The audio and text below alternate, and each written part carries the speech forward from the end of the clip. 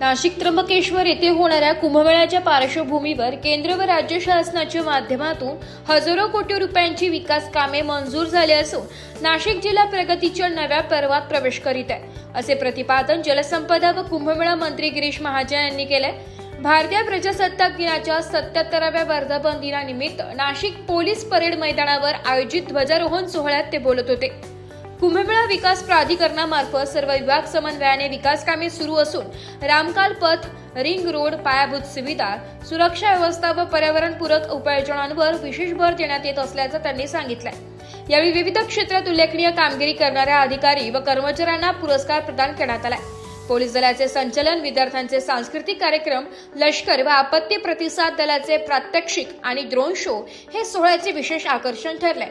नाशिक जिल्हा विकास, शिक्षण, पर्यावरण व सामाजिक सुरक्षिततेच्या क्षेत्रात नवे उच्चांक प्रस्थापित करेल असा विश्वास व्यक्त करत मंत्री महाजन यांनी नागरिकांना प्रजासत्ताक दिनाच्या शुभेच्छा दिल्या। नाशिक